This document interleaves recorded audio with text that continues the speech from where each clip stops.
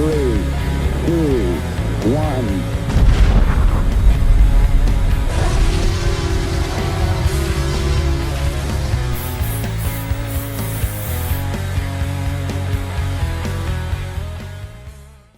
Hey guys, thank you for joining the Disaster Party podcast. My name is Justin Amen, and over here we have a really special guest today. Behind the clown face right there, we have Mr. John Massari.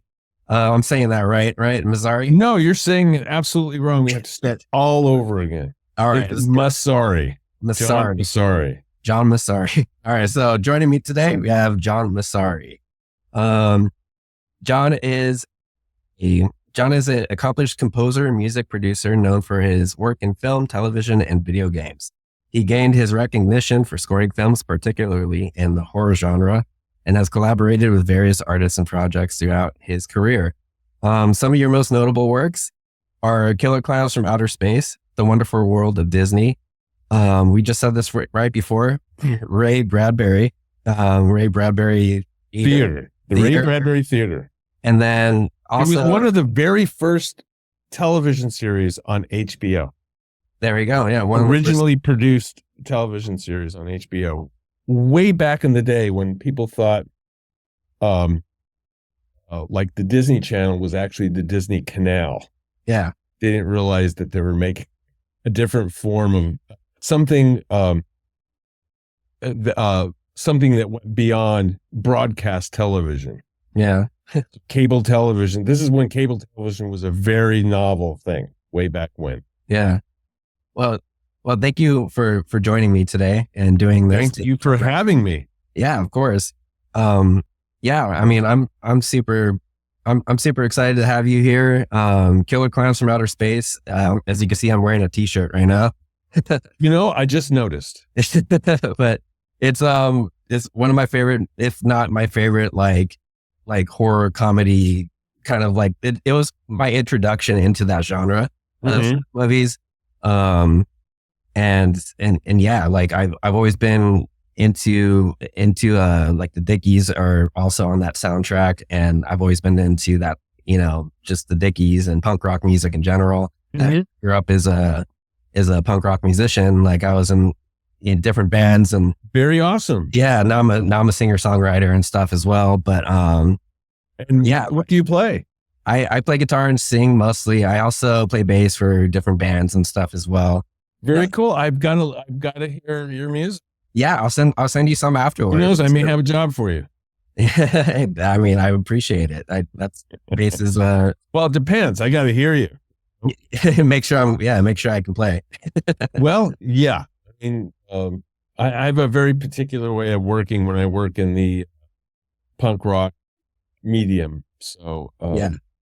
And it's, anyways, we can talk about that later.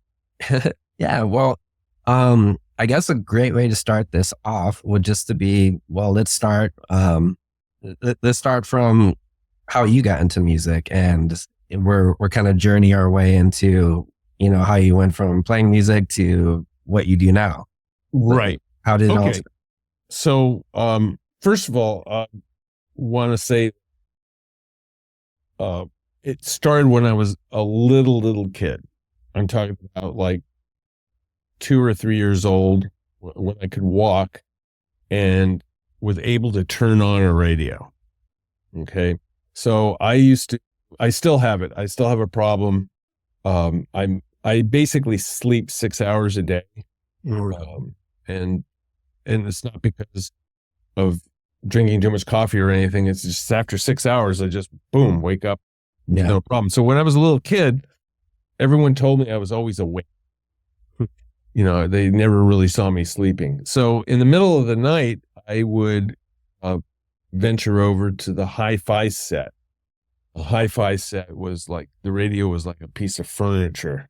Yeah. Had a tuner in it with AM, FM, and shortwave as well. So you can listen to someone like the early days of podcasts. You turn on the SW and you can hear people that just like, they have a show. They'll talk with a friend about car repair or something like that. Anyways, I used to listen to the music all the time. Yeah. And so can you imagine at 2:00 in the morning, all of a sudden the stereo comes on and you're hearing, I just always flipped through all the channels, listening to all the music fascinated me. And then my parents finally got me a little tiny AM radio. I would just stare at that thing and listen to the music. And when I was a kid, the Beatles had just become a big thing, right? So I have really had an admiration for their music. The very first 45 I ever bought had She Loves You, Yeah, Yeah, She Loves You on one side. And then the flip side was Love Me Do, right? Oh, yeah. I have that somewhere. So I used to listen all the time. I used to listen to that. And I was born in New York, but we moved to California, and I lived in Orange County, close to Knott's Berry Farm. Knott's Berry Farm had this thing. They had, during the summer especially, they had concerts like three nights a week. And I used to see Buck Owens, Dolly Parton, and this is for free. You just walk in there, you know.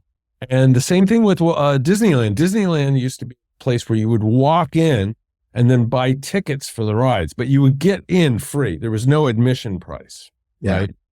And they had something called the Carnation Theater, and there would be Count Basie and his orchestra. There would be Louis Bellson. These were big names, generations before me. But they were sitting there performing, and they were just astounding. If anyone out there knows who Count Basie is, he is like a mainstay of American jazz. And I used to just was fascinated being that close to professional musicians. Yeah. That you don't, you know, their instrument is part of them, you know.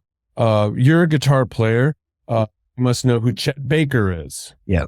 Okay. So I saw Chet Baker perform live, like, 10 feet away from me. And I was absolutely captivated. And I always wanted to play guitar, and I never got a guitar. Don't ask me why. I never got a guitar. I used to get a ruler and string up rubber bands to pretend I was a guitar. So needless to say, it was kind of in my bones. I loved it. And it wasn't until I think I was 6 or 7 years old, my mom got a piano, and she never took piano lessons. You couldn't tear me away from that. So later I just realized that music gave me an experience that was awesome and wonderful. And I wanted to make music as well. And so during my junior and high school days, I played trumpet, I played the contrabass, I played percussion, and, the marching band, also symphonic band, and played some of the other, I played French horn as well. And then I also played electric bass guitar. I had a band called Crisis, and it was like, I think it was 16 going on 17. I had written the Killer Klowns theme. Oh, wow. I did not know it was the Killer Klowns theme. It was just that riff. Yeah. Because we really burned on playing covers. And we, as a band, we used to go to big arena concerts. We used to see Black Sabbath, Ozzy Osbourne live. Yes. The Who, Deep Purple, Blue Oyster Cult. Who else? Gosh, name all the big bands, and we would see it. Yes, I already mentioned that. Yes. Did I mention Pink Floyd? Anyways, so we used to see them at these big arenas, right? And we said, we got to do original stuff. And so I came up with that, and the band thought it was too jazzy. Oh.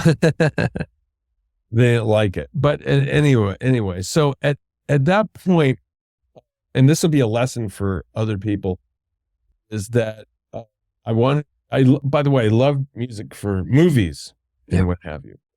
And quickly learned that if you want to get into music for movies, you have to collaborate with a lot of people. Number one. Number two, you have to write music that you don't feel like writing. Yeah. You know what I mean? Like, you had to write in all kinds of different styles and be able to do everything. It's like, basically you're fulfilling someone's giving you a work order, basically, to music for their product. They're not really looking for you to make some incredible musical expression. You're providing this backdrop, this wallpaper that we kind of need for our movie or film, right? Yeah. That's the majority of people. When you hear in interviews of great directors like Steven Spielberg and his relationship with John Williams, that is a rarity. Basically, this business is for the squeamish, right? Yeah. So, and when I see bands like Metallica, and who they grew up at basically the same time as me and lived not very far from me, I'm going, damn, those guys did it. Wow. Because anyways, so it was a kind of a career choice. I said, well, I want to make, I'll be very candid with you. I was always looking for validation from family. Yep. So it's like, oh, you do music? Yes, but they pay me. Paid to do it. It's a job. And quite frankly, kind of like hated it most of the time. Yeah. Because you're writing music and you're being creative and you're going, what the hell are people going to think of this once it gets done? And then what you end up doing is writing music like other people's music. Yeah. And God, there are things that I did early in my career that I pulled out of the drawer and used it recently. And people go, that's gorgeous. It's beautiful. Yeah, but when I played it, everyone said, oh, it sounds like sounds like music you would hear at a Chinese restaurant. This is back in the 80s. Yeah. And because music had become kind of homogenized, had a certain sound, the music you write had to work for the technicians they hired to record it almost. Yeah. To do it. I'm going to bring in this instrument. I want to mic it up different, have this really interesting sound. And no. What you do is you write for these instruments, you perform for 3 hours, and you get the hell out. Yeah. And it shows up on, I worked on episodic television. I worked on Little House on the Prairie way back when. There was the composer that did the X-Files had done a bunch of other TV series before the X-Files. Yeah. That I worked on as well, as kind of like an apprentice and helper and what have you. And, it's not for the squeamish. That's what I can tell you. I enjoyed it. I wouldn't trade the experience for anything else. I learned a lot. I remember working for a composer named Jerry Fielding, and I got to sit down and talk with some of the biggest, the most popular and most busy recording engineers. And I asked them, can you explain, can you give me an idea of what's going on here? And they actually told me what the signal path does. Mm-hmm. So it's like, wow. And in 5 minutes explained it. So at least I understood it. Yeah. So that when I started producing my own music, I could talk semi-intelligently to a recording engineer somewhere. Yeah. So I went to UCLA. When I was at UCLA, I found out through a friend that, you can apply for a grant and put on concerts. And so I used to put on concerts every year. Yeah. To the envy of the teaching staff and other students, but that's just what I have to do. I remember, when you have an orchestra play, someone has to copy the parts, right? And one year, some guy says, "Oh, I'll copy your parts and I'll do it for a really cool price. I'll do it for half of what everyone did it before. Here's an example of my work. I prepare music parts for the USC marching band and Cal State Northridge band and all that." I go, "This is fantastic. That's wonderful."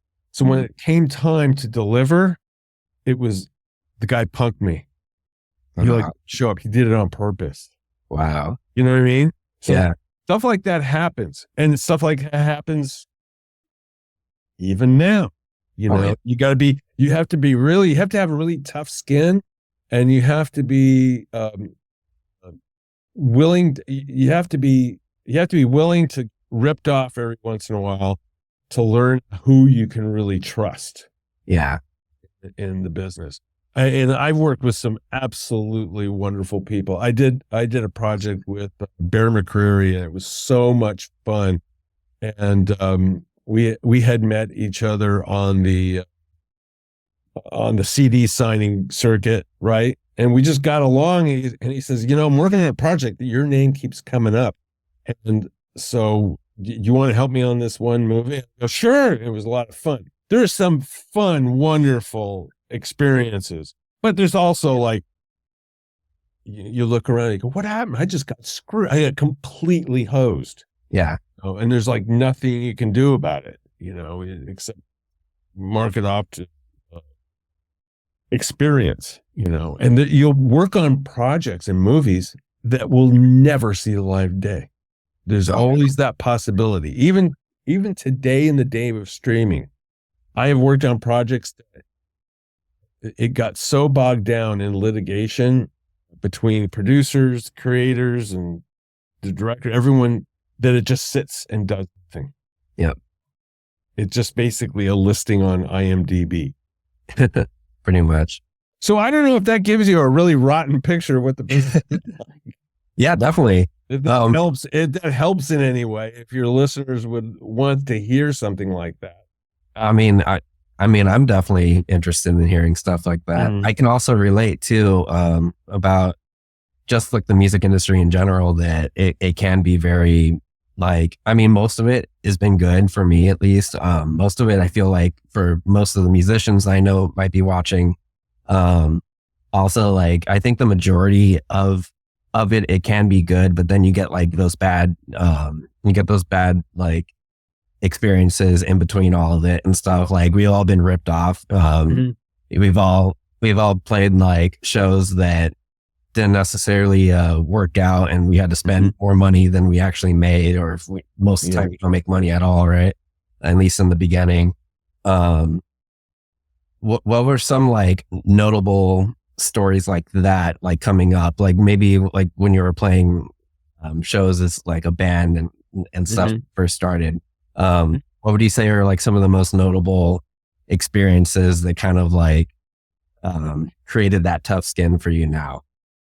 Okay. Well, real early on, to answer your question there, people that are not musically inclined would say, well, why do you do it? Why do you do it? It's because we have to. You have to make music. It's like you wake up in the morning and that's what you want to do. You want to make music. What is it? Andy Van Halen says, go out and make music, man. You just got to make music. It's the best thing in the world. Yep. Look it up. I mean, look up that quote. He just looks at the camera. He says, can you have any advice for people? Yeah, just make music. Yeah. There's nothing better. And every once you're going to get rewards, and there's victories and defeats. It's just the way it works. I'd say early on, my band played at a quinceañera. They had a budget to hire a band. Well, the girl that was turning 15 was she was Mexican, was into rock and roll, right? She was into rock and roll. She wanted, well, back then we just called it hard rock. Wasn't even called metal yet. And there was a mariachi band there. And we got along great with the mariachi band because they were really good musicians. They liked what we were doing. We liked it. And so we played at different times. Every time we played, the family was angry at us. Like they wanted to kick us off. And the daughter and her friends, they were rocking out. And we almost got kicked out. The dad just hated us. And then another time we played at a it was the oh my goodness, they have the special handshake. How am I forgetting it was something like the Moosehead Lodge, right? Oh, like Elks Lodge or something. Like the Elks Lodge or something like that. And one of the kids, it was his birthday, and he wanted us to play because he had seen us play before. And oh my gosh, the adults were not having it because it was way too loud. And I told the band, just turn everything down. And they said, no, when we play, we have to play loud. Most of the people in here are over the age of 50 who do not understand this music. Yeah.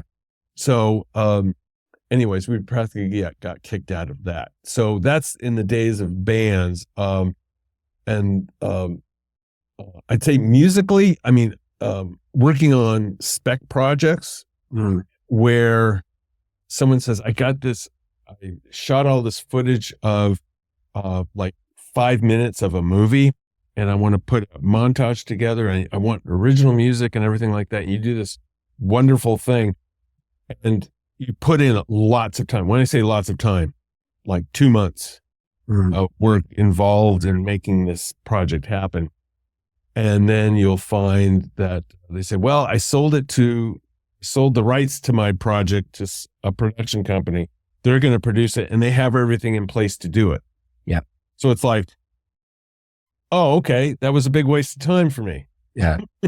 You could have done just a really good reel with temporary music. But before it was like, we're going to do this together. We're going to get funding, and we're all going to produce it together. And that didn't happen. Someone says, hey, listen, I like your movie idea, your whole production. I'll buy it out from you. Mm-hmm. They bought it out, so you get sold. That happens, Yeah. and there's no guarantees against that at all. That will happen. Those are the horror stories.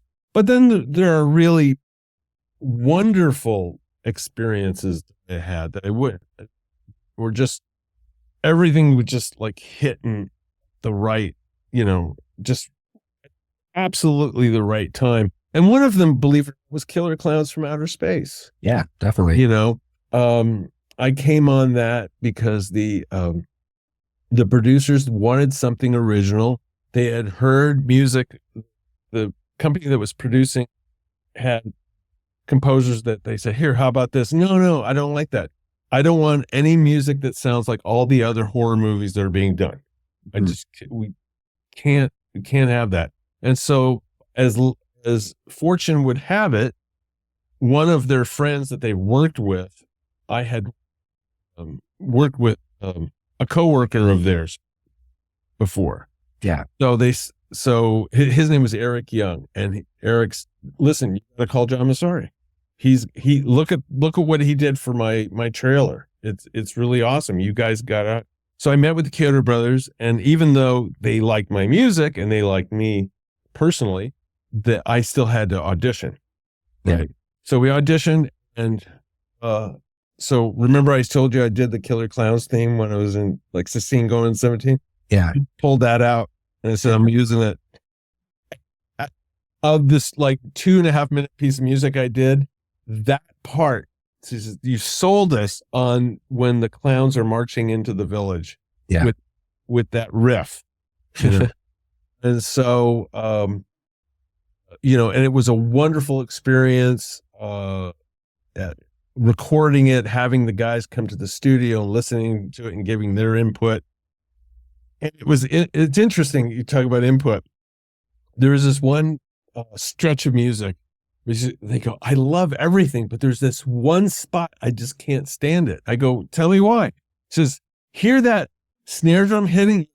It reminds me of the Mod Squad. I hated the TV series, the Mod Squad. I go, take that out. Yeah. They're very specific. They have a reason why they don't like stuff. Yeah. Very often. I also worked in the ad business for a long time. I did commercials for IBM, you name a large, all the different phone companies, 18, just like dozens of different car commercials and stuff like that. It's, that's a whole different line of work. But sometimes you have a music producer that he or she talks to the agency, and they'll say something like, I just don't know if I'm feeling it. And it's up to them saying, is it too fast? Is it too slow? Is it too reminiscent of something else you've heard that's not working? They will get a definition and they'll come back and tell me, listen, you got to do another demo, and you have to come from this approach instead of that approach. Yeah. Right. And so, but what's really great about that, you get paid no matter whether they use the music or not, you get paid. So it's like, but it's still a job. Yeah. It's still a job. There was a time I had done a car commercial where, let me see, there's a million stories I could tell. Let me tell you the most fascinating one. Okay. Let me see, can I say it? There's a famous beer brand. That there were two at the advertising agency. There were two different teams. One team was pushing for a print ad, a campaign. Yeah. So you're going to buy out billboards, magazine ads, and all that. The other one says, no, we want to do something. Our product, I'm not going to say the name of the beer, but it's a very popular beer. Yeah. This beer is a reward for all the hard work you do. And it's like the tagline is, you deserve it. So I had this beautiful theme that you could whistle. It's very Americana. And the first commercial was everyone was coming home from work, male and female, old, young. It's like after an honest day's work, right in front of them, whether they're at home or their favorite tavern, is the beer product. And the tagline is, you deserve it. And it was a kind of jingle that people could whistle too. As a matter of fact, they had people whistling it on the way home. Anyways, I got that. They said, great, we love this music. We're going to start building ads around this particular piece of music. And then what happened is, after months and months, and the agency the music production company I was working with that works with these big agencies, is contracted out by the agencies, says, you're going to be a star, because once this hits, there's going to be this is going to go for like 5 years. People are going to remember this, all that. And then all of a sudden I got the call. They says, you know what? The client, which is the beer company, they went with the print ad campaign. And it was a completely different campaign. So, you have wins, you have victories, and you have defeats. It's just the way you have to, the way you have to put it. Oh, also, back to Killer Klowns from Outer Space. If you go to my social media, I tell the story that there were like two really hot studio guitar players that also played metal and hard rock. Yeah. Well, metals, let's say. That I asked them to play on the Killer Klowns score. Mm-hmm. And they both turned it down because they thought the title of the movie sounded dumb. Because I can't, with any good conscience, say that I worked on a film called Killer Klowns from Outer Space. Yeah. So when you were introduced to the concept or the movie, was it something? I know you said it was somebody that contacted you about it based off of like mutual friends or like a worker. What was your first initial like reaction to when they pitched you the idea of the movie? I said, I need to see it right now. Yeah. Yeah. I said, this sounds like a movie. It was made for me. I'm loving this. As a matter of fact, the guy that approached me with it, he says, you may not want to work on it because I know you're a serious composer, but there's some friends of mine that are in a real bind, and you should give it a consideration. It's called Killer Klowns from Outer Space. And it was like he had to hesitate saying that title. And I said, oh my God, that's brilliant. Yeah, it's absolutely brilliant. And when I found out that in the movie there were so many references to classic sci-fi and horror movies, I just absolutely fell in love with it, Yeah. And when I saw it for the first time, the Dickies had already done the music for it. Mm-hmm. I think they did the music theme song before the movie was shot. They just got a description from the music supervisor at the studio approached them and said, it's this is what the movie is about, and they just wrote a song. Yeah. Leonard Phillips wrote the song. He's one of the founding members of the band, and he's such a brilliant guy. If you listen to those lyrics, there's like metaphor, and it's just so well crafted, and it's such a fun song. Yeah. So when the movie started with that song, because they had it in the rest of the movie had no music, barely had any sound effects to it. So it was actually looked pretty creepy. If you watch that movie and you could just see it without sound effects, Yeah. it's actually kind of scary. You know? And I'm really glad they didn't put any temp music. But when it starts with, I go, got it. This is going to be a fun movie. Yeah. You just know it's going to be fun. Yeah, definitely.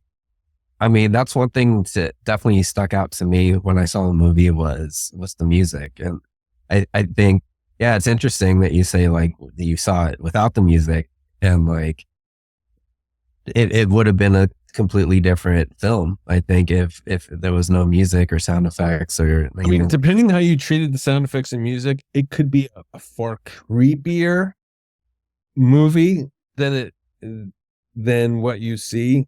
But the Killer Brothers says we want it to be fun. We want it to have fun. And I wanted to put in a sense of magic and wonder in it. Mm-hmm. You know, like the scene that I really, really fell in love with the movie is that first scene in the forest where you see the circus tent spaceship. Yeah. I just thought, oh my God, that is gorgeous. It looks gorgeous. And like I was working on this piece that I had titled Secret Princess Castle. And I'm imagining, you know, in the forest, there's a castle that's kind of like a Rapunzel thing. And I had written a couple little chords and a little motif or something like that. Cause I have stacks of music and a music manuscript where if I get an idea, I'll just jot a couple of notes down. Give me an idea. And sometimes that's better than recording it, you know, like or flipping on a DAW and sticking on a piano. Although I do that as well. If I come up with an idea, I pop something on and I just play, you know, I came up with like a little thing that works, and I'll find somewhere to use it somewhere along. Because those are the most magical things, is coming up with an idea that comes out of nowhere, comes out of your head nowhere. Those are the ideas you have to get down in some way, shape, or form. And sometimes for me, it's faster just to like whip a piece of paper on instead of flip the computer on or anything like that. Or also, I just take my iPhone and put it on memo record. I'll sing into it. Yeah. You know, that as well. And if you wake up, I could just tell for creative people, if you wake up at 2 or 3 o'clock in the morning and so you start, some idea comes in your head, that's what you got to put that down, because you will forget it when you wake up. Yeah.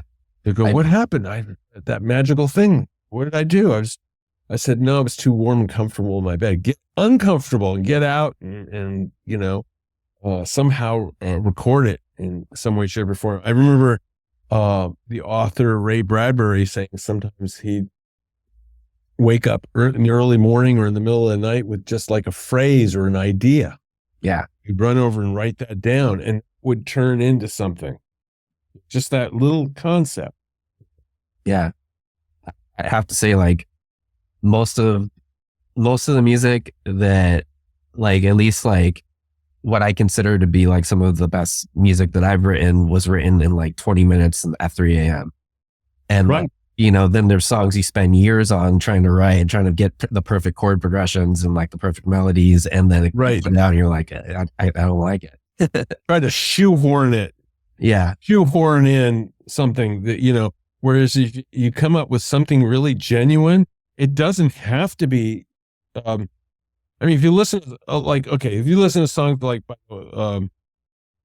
Cage the Elephant or White Stripes, when you really break it down, it's a really simple song, but it's a great idea that's like presented there, and they're not putting a ton of instrumentation behind it, you know, trying to leave it as raw and honest as possible.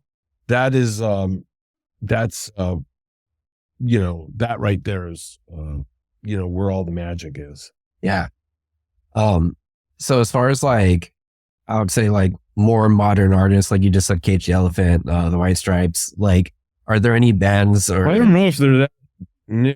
not new anymore Since necessarily? around this like 1990 or something like that. Yeah. But it's not. We're not talking about Elvis. Yeah, I know. Yeah. Well, I guess even more modern than that. What would you say are like some artists that stick out to you right now? St. Vincent. Okay. Are you familiar with them? I- It's a woman. It's a single. She's a multi-instrumental artist. Mhm. I really enjoy her music. Let me see who else. What the heck? There's I still love Eminem, Chevelle. Mhm. There's a new band I heard called Nuns of the Tundra. Okay. They're kind of like I guess they're punk metal. I love The Offspring, but even The Offspring, it's like they're around in the early 90s. Yeah. But there's a Trapped. There's artists called Trapped.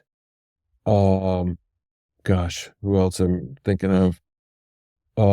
There's I don't know a lot about them, but they do like arena rock. There's a band called Ghost. I love Ghost. Yeah. And now tell me if this is urban legend or not, because I haven't really read up on it. Yeah. The reason why they wear makeup is because there's just one guy that makes the songs and produces them. But then when he goes on tour, he has to get different musicians. Yeah. Paints them up so it looks like the same band.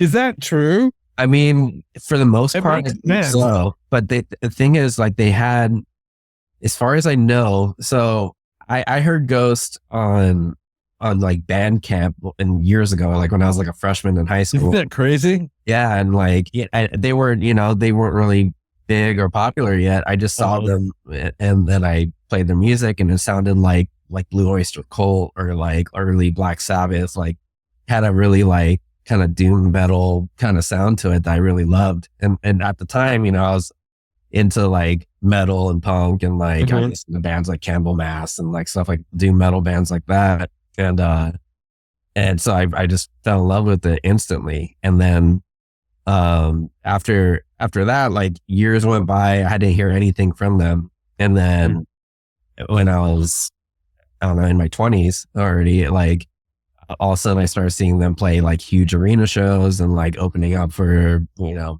like big metal acts and stuff. And then the original singer that they had, I think left the band, or there was some falling out somewhere there. There was so I think it's like a partnership more of like than a band. It's like one person and then another person. And then they get like a band, as far as I know. I mean, I might be incorrect about some of the information there, but as far as I know, they have a new singer now. It's not the original. Sometimes when I post stuff on social media, I'll pick their songs. Yeah. To be the background. And what is it? It's drums, bass, guitar, and an organ? Yeah. I think. Yeah, or is it two guitars? I don't know. I think it's two guitars. But it's so basic. Their stuff is reproducible live. Yes. Great ideas. And Lacuna Coil. I love Lacuna Coil. I love, I really like the new singer for Linkin Park. Yeah. It's inspired me to make a decision about something I'm working on. Love Radiohead. Just love Radiohead. Can't think of in the classical realm, classical music. I don't want to bore anyone, but there's a Finnish composer from Finland who passed away probably like 10 years ago. I just really, it's orchestral music, but modern orchestral music that I just love listening to. If I need to concentrate, I want something that inspires my brain waves, because if I listen to like other music, I have to stop what I'm doing and listen to it. Yeah. Like like I was mentioning St. Vincent, I really like the sounds that she gets. I really like her production and everything. And I have to just stop and listen to it.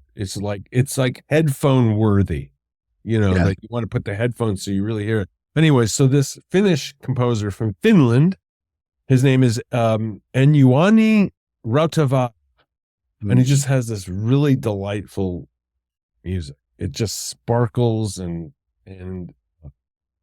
it may be too much for the uninitiated to listen to, but I mean, I like it when it goes down to classical, new classical music. Yeah. I mean, you seem to have a really like wide variety of influence and stuff. Like we're talking, I get bored quickly. That's why. Yeah. Like we were talking about like punk music, which is pretty much like, this as simple and raw as you can get. But it's honest. Yeah. That's what everyone goes for. It's like, wow, this is honest. Like when you listen to, like, one of my favorite songs from the Offspring is Self-Esteem. Yeah. Very honest. I mean, it has a story to it, and you can identify with it, so it's the energy and honesty about it that attracts people. I mean, that's what I've been attracted. And, when I would work on TV shows and stuff like that, my musical reward, I would put on my headphones and I would listen to listen to my Blue Oyster Cult records. Yeah. Go, not thinking to myself, maybe this is the route I should have went down, getting a band, because I worked my way through college working at a oil refinery in San Pedro. It was a 76 oil refinery. Now it's called Conoco.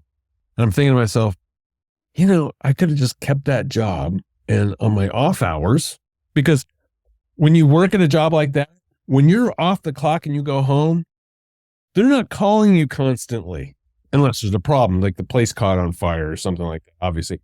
But it's not regular. When you work in this business, when you think you're done, you're not done. People are constantly calling you, want to maybe reconsider redoing something, or we're going to do so. They want to be, when you sign that contract, some producers and directors think they have you on speed dial 24/7. Yeah. You just never get away from it, where I kind of work differently. When I work creatively with people, I get things set up in such a way where I go, this is my music idea. Mm-hmm. I love what you do. If you can go in there and put your interpretations throughout this framework I gave you, then I'll decide what works and what doesn't and shift it around. So I'm not sitting over you, breathing down your neck, making you play something. It's all of a sudden someone's playing, I hate your guts. You know what I mean? I don't want that. I want you to hear something that inspires you, put it in, and then now you're part of the creative process. That's the way I like to work. Yeah. Where in the media business, it's like, what can you do that meets my approval that sounds like something else I like? But it's not like that all the time.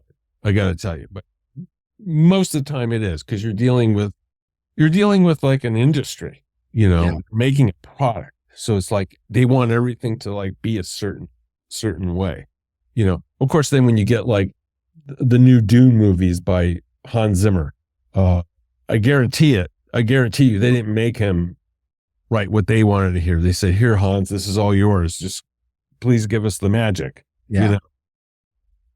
And unfortunately, not everyone gets that. No one gets that privilege of making their magic and having it accepted. And he does a wonderful, an incredible job. I have music in a pretty good amount of my music in two of his production organizations, and they're really good people. They really know what they're doing. A few years ago, there's a company called Extreme Music, and I remember I submitted some music, and you get assigned. At the time, I got assigned a producer who says, "Listen, mate, I love what you did. Go to about a minute and 20 seconds. Yeah, hear that there? That's your hook. That needs to be the intro. You need to put that at the beginning. Yeah. Like, don't let everyone wait till a minute and 20 seconds to hear that. That's got to be up front. You know, they would really work with you on like sculpting your music a little bit. And this is when I was already, 25 years working in the business. It's always great to get someone who recognizes what you're doing and helps you out with it. So anyways, that's a really great company, as they treat everyone there. Well, at least they treated me really well. Yeah. So what else? One thing I was going to go into is just sync licensing and stuff in general. Mm-hmm. Getting into, for some of the people watching, I know, and including myself, like, a lot of aspiring musicians and stuff are trying to get into that world of the sync licensing and stuff. Especially as they get older and maybe they don't want to be on tour anymore. They don't want to be doing all these other things that come with being in a band or being an artist.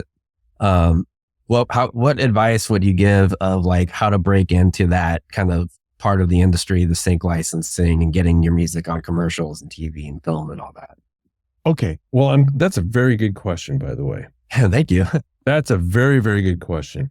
So, as you may know, TuneCore, DistroKid, CD Baby. What's the other one?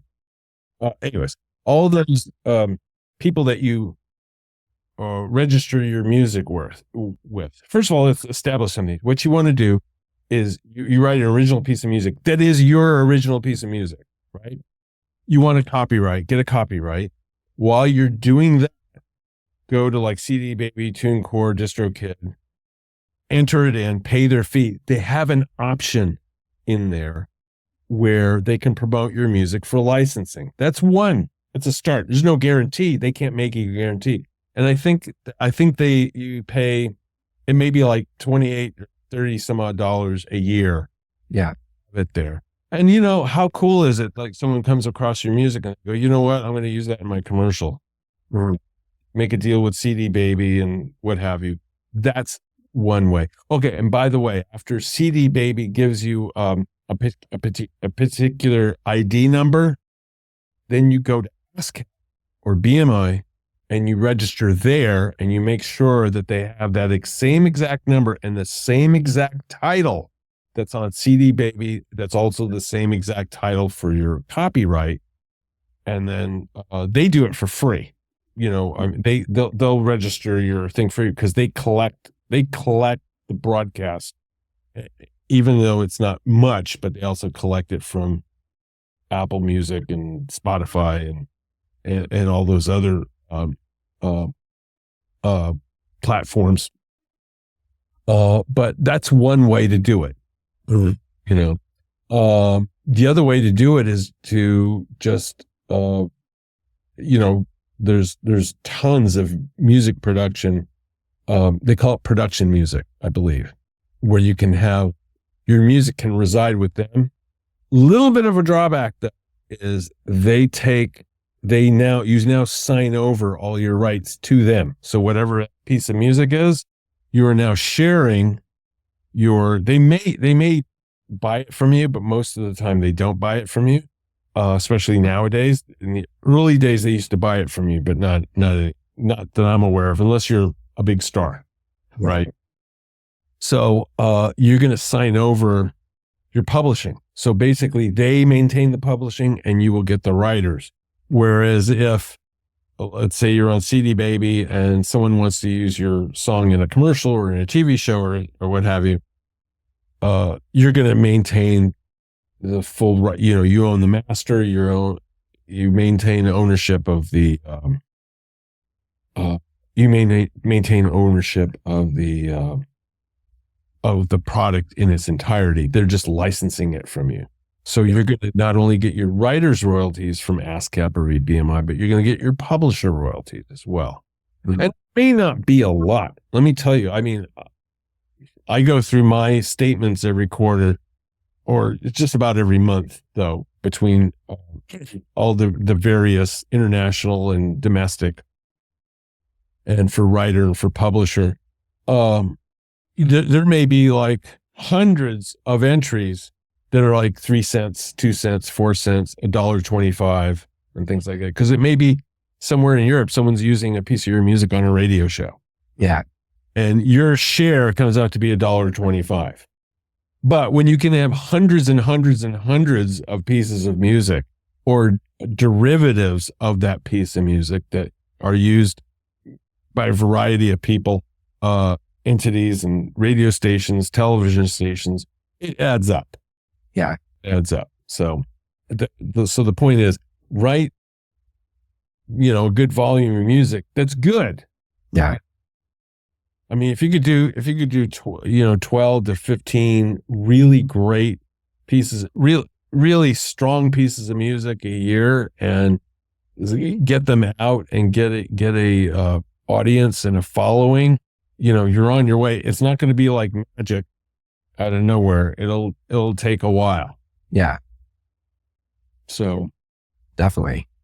Well, I just want to say once again, thank you so much for doing this, and thank you, and coming on.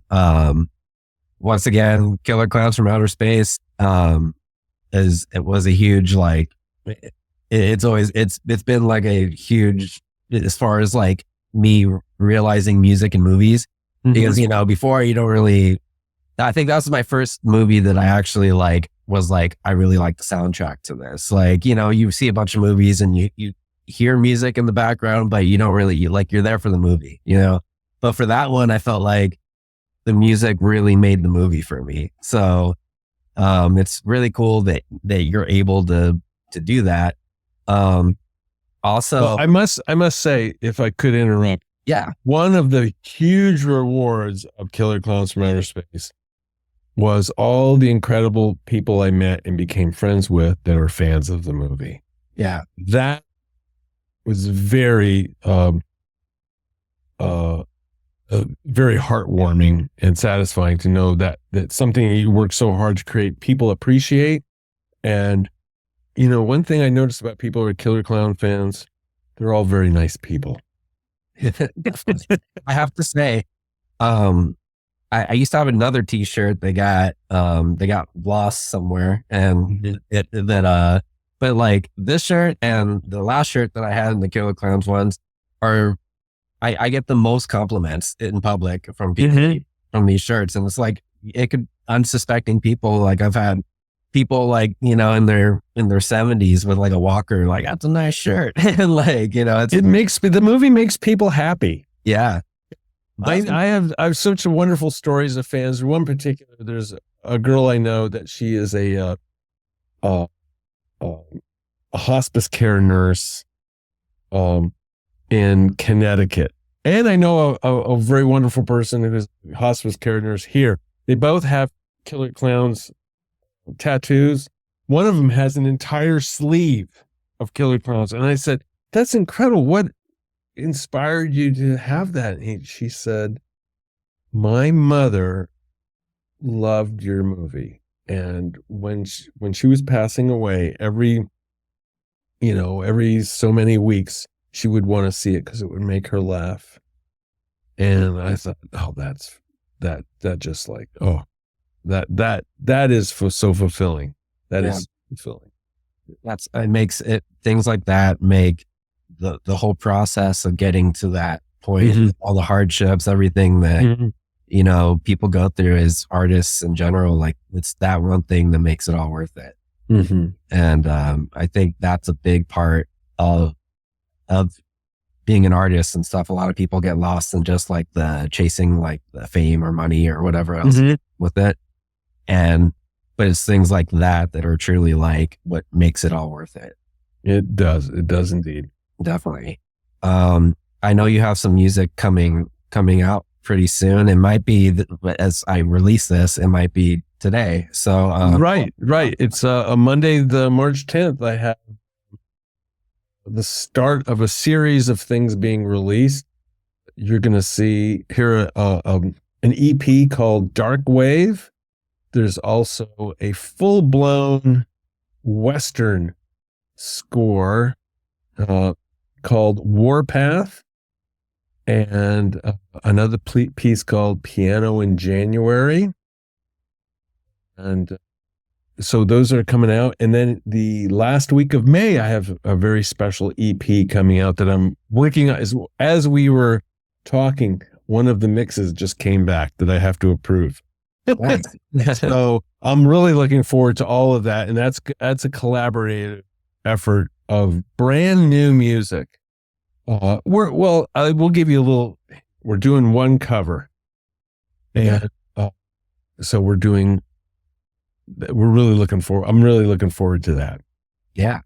And for everyone listening, all the links for all that will be in the bio down below. I mean, yeah, I think I pretty much like you exceeded everything that I was going to ask you and more. Oh my goodness. So yeah, I mean, before we go, is there anything you want to like tell the audience? People, like we already talked about people that want to get into sync licensing and all that kind of stuff, but just people in music in general and people in art in general, I guess. What do you have to say to those people? Well, if you're going to make music, you have to do it because you love it. Now, having said that, I know people, music is just what they do to make money. Mm-hmm. And they're very good at it, good at marketing, good at production. And I ran into a population of people that were just very smart, astute business people that worked in the advertising business.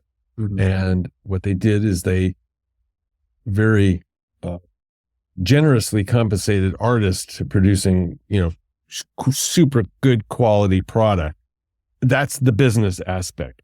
But if you are creative, don't despair. Just keep making your music. To quote Eddie Van Halen, keep making music, man. It's the best thing in the world. Keep making music, and if you got to do a little side hustle job to support yourself in the meantime, there's absolutely nothing wrong with that. Yeah, definitely. Well, John, thank you so much again for doing this.